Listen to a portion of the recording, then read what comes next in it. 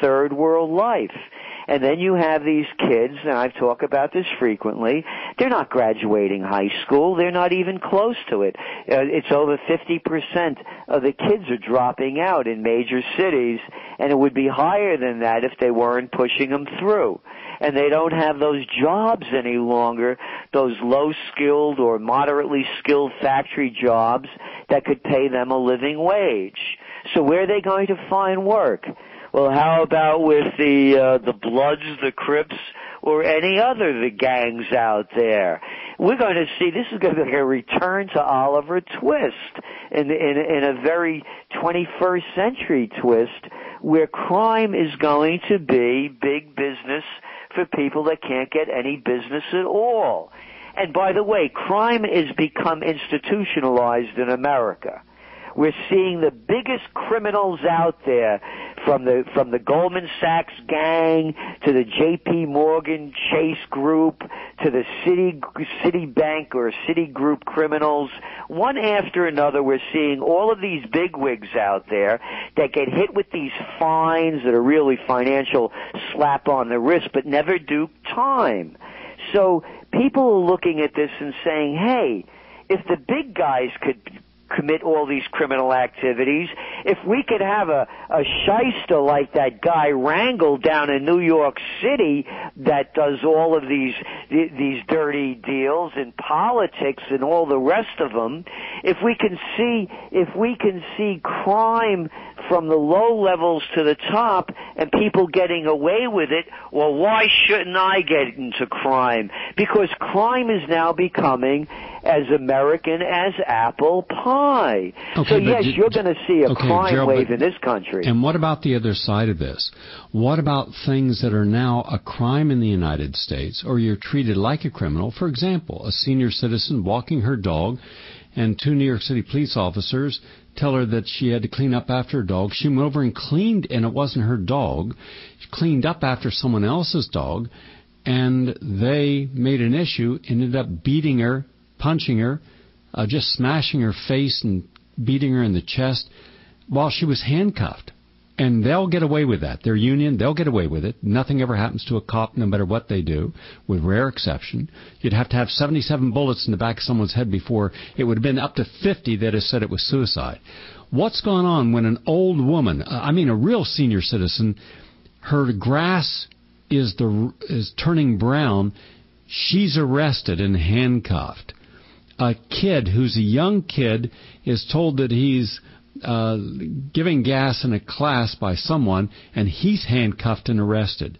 It looks like anything you do now can be considered a crime in the United States, and especially with the people who are willing to put you through this torturous process of assault, the TSA people, including a video I just watched of a woman who she had their own record of you don't have to test for breast milk, and she wanted to take her breast milk through not the radiation, and they made her lose her flight. They harangued her. They put her through this process, and when I was looking this, I'm thinking, here's an innocent woman who's done nothing wrong.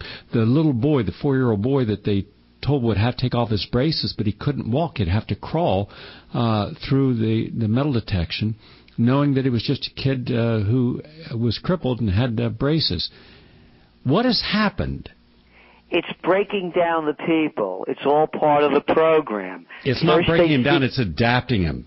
Change your thoughts. But first what they do is they stole our money and they gave it to the big guys, and now they're robbing us of our dignity.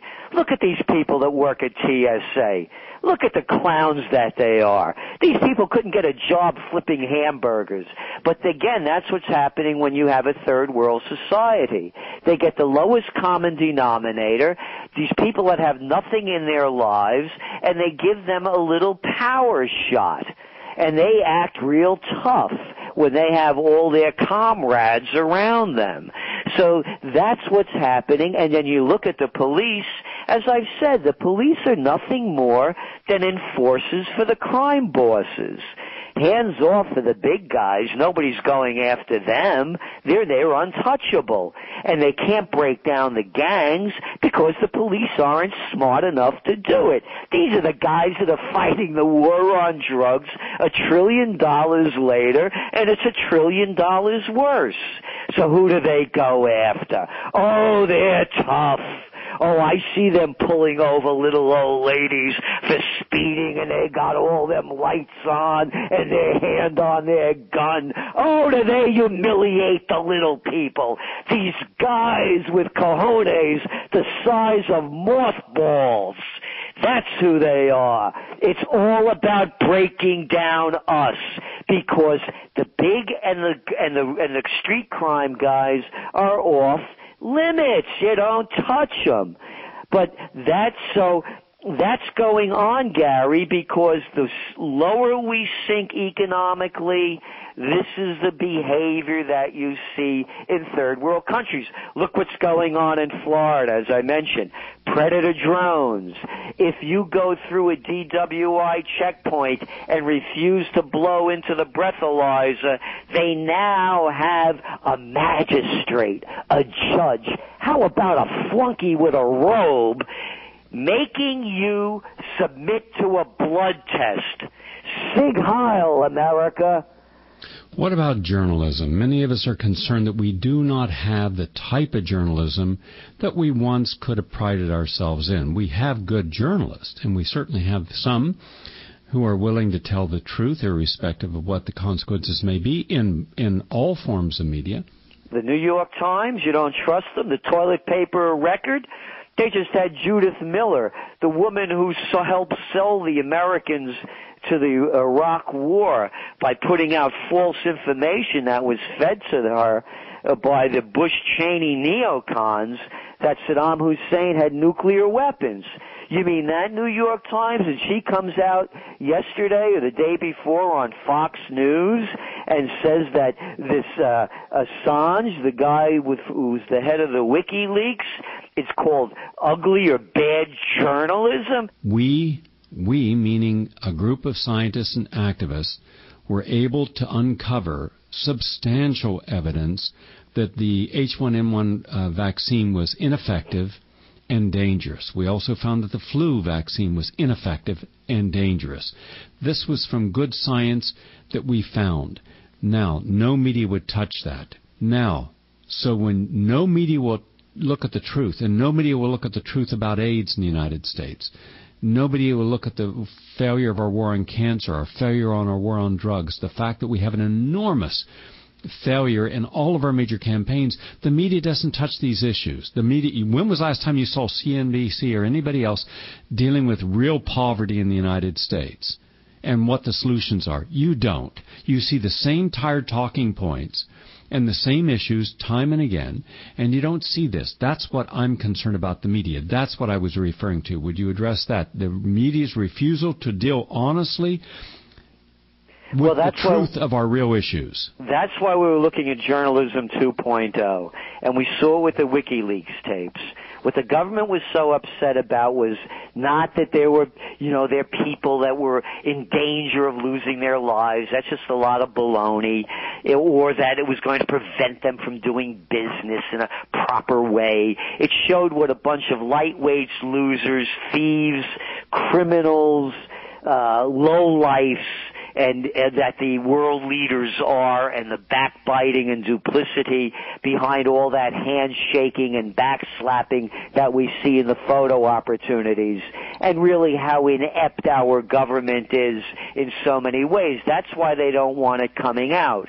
So the Internet is going to be, and is proving to be, the new journalism for the 21st century. Having said that, now we're seeing these so-called net neutrality acts. If you want an Orwellian term, boy, nothing could be better than that one. The government is now going to be able to regulate and stop anything they really don't want to hear, which is a lot when they become exposed. So on one end, we're going to see the fight for journalistic freedom, and it's going to seep through at some level, and it could be a game changer.